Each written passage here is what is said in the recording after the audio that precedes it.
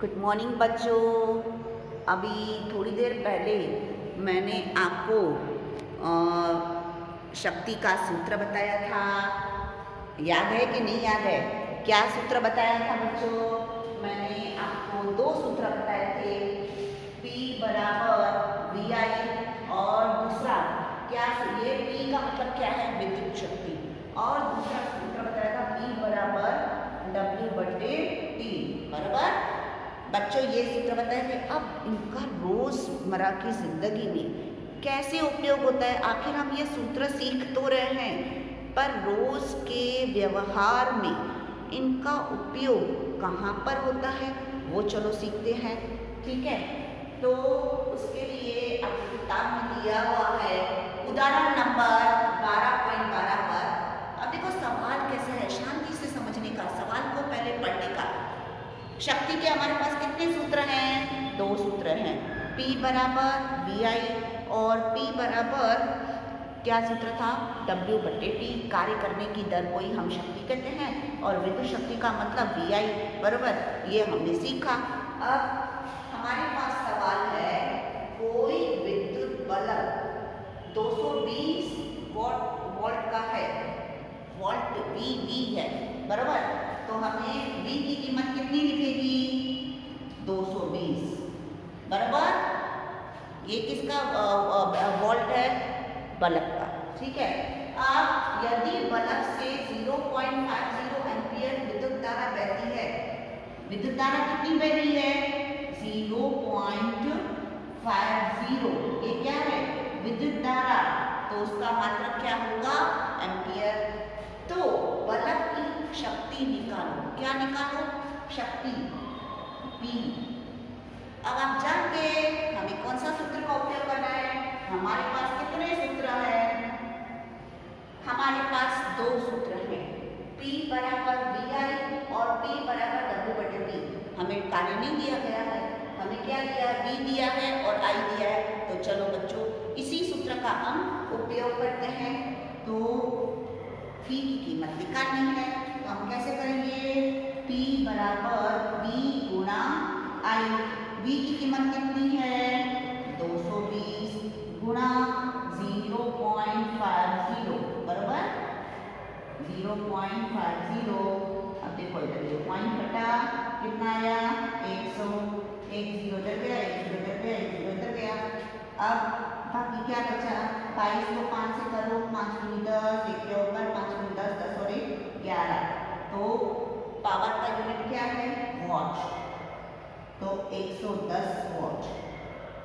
ठीक है बच्चों, समझ में आ गया? अगर आपको इसमें दो तरह के सवाल पूछे जाते हैं, एक सवाल तो अभी का है और एक सवाल बच्चों वही है जो आपने 9th में सीखा था। अभी हम उस सवाल की ओर भी बढ़ रहे हैं। तो बच्चों अगर आपको बल्ब की विद्युत धारा दी गई है, वोल्ट दिया हुआ है, तो हम आसानी से P बराबर VI का सूत्र का उपयोग करके कर सकते हैं, ठीक है। चलो फिर से आगे बढ़ते हैं अगले सवाल की ओर। हमारे पास उदाहरण 12.13 बराबर 400 वॉट। अब ये 400 वॉट क्या दिया है? वॉट, W लिखा हुआ। तो आपको ये पहले जानना होगा कि ये 400 वॉट का बल्ब जो भी मैंने बताया था, हर एक का पावर अलग अलग होता है। फैन का पावर अलग होता है, AC का पावर अलग होता है, फ्रिज का पावर अलग होता है। तो यहाँ पर एक रेफ्रिजरेटर है जिसका पावर कितना है? 400 वॉट। यानी P की कीमत कितनी हम लिखेंगे? 400 वॉट। 400 वॉट कितने समय तक चल रहा है? 1 दिन। ऑब्लिक आ गया मतलब प्रतिदिन, रोज 8 घंटे चल रहा है। तो हम P क्या लिखेंगे? 8 घंटे। P क्या लिखेंगे? 8 घंटे। तो 3 रुपया प्रति किलोवाट आवर की दर से इसे 30 दिन चलाने के लिए कितनी ऊर्जा का मूल्य जाता है? अब आप कहोगे यहाँ पर ऊर्जा का मतलब क्या? तो यहाँ पर वही आ गया 9th वाले प्रॉब्लम, W = P गुणा T। अब आप कहोगे ये सूत्र कहाँ से आया? देखो ये सूत्र, पावर का सूत्र क्या है? P बराबर W/T। इसको यहाँ पर ले लो बराबर।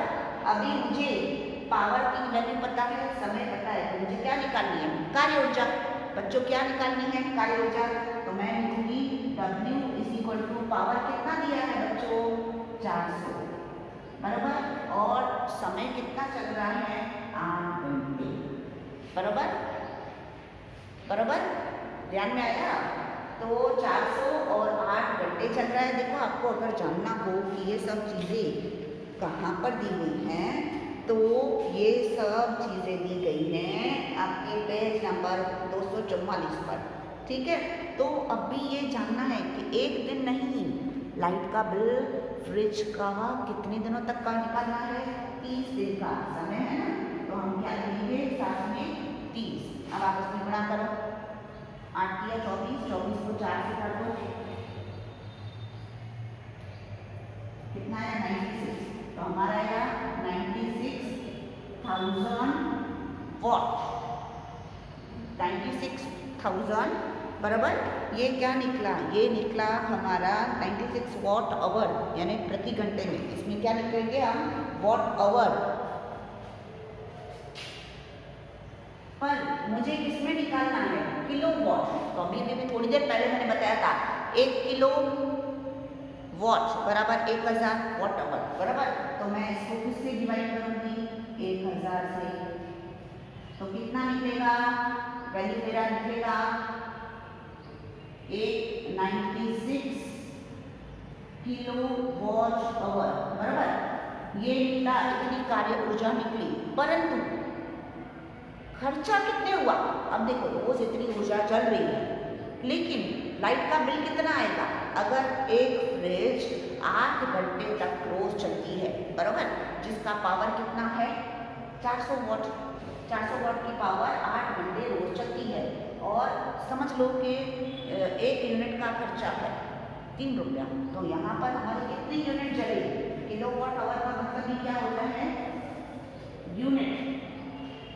तो यहाँ पर कितने यूनिट खर्च हुए 96 किलोवाट आवर का मतलब होता है यूनिट, तो कितने यूनिट खर्च हुए 96। अब 1 किलोवाट आवर का खर्चा कितना है 3 रुपए, तो मेरे पास कितने किलोवाट आवर है 96 किलोवाट आवर कह दो, यूनिट कह दो, बच्चों बात एक ही है, ठीक है।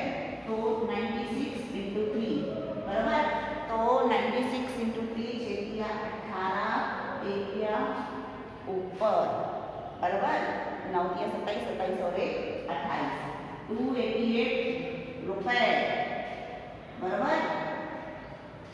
एक बार ये सवाल फिर से समझ लो। मान लो आपके घर में एक फ्रिज है, वो फ्रिज का जो पावर है वो पावर है 400 बराबर। तो पावर हमको दिया है यानी पी की वैल्यू दी है, और समय कितना दिया है, वो रोज कितने घंटे चलता है 8 घंटे, तो 30 दिन में उसका कितनी ऊर्जा खर्च होगी 8 घंटे। तो हम लिखेंगे P is equal to W into T बराबर, W is equal to P into T, तो W बराबर पावर कितना है 400, कितना समय चला 8 घंटे, गुणा 30 क्यों लिखा, क्योंकि एक दिन का नहीं निकलना है, कितने दिन का निकलना है मुझे 30 दिन का। तो निकला मेरा कितना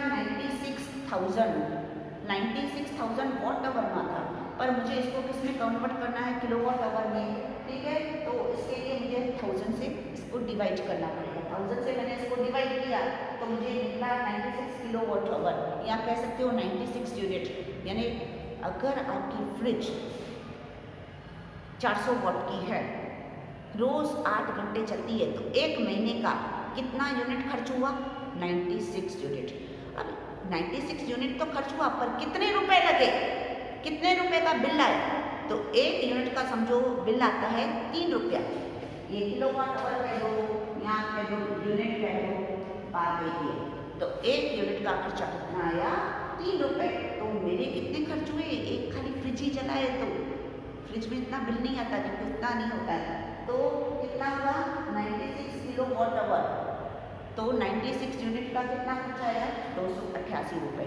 तो बच्चों मैं जितना भी समझा रही हूँ सब कुछ इस किताब में भी दिया हुआ है, तो बच्चों किताब में से भी देख लिया करो, ठीक है। तो बच्चों इसके बाद भी मैं आपको इस लेसन में क्या IMP है, क्या क्या ज़्यादा पूछा जाता है, वो भी मैं थोड़ी देर के बाद आपको बता रही हूँ, ठीक है बच्चों। तक बाय बाय, टेक केयर, अपना ध्यान रखना।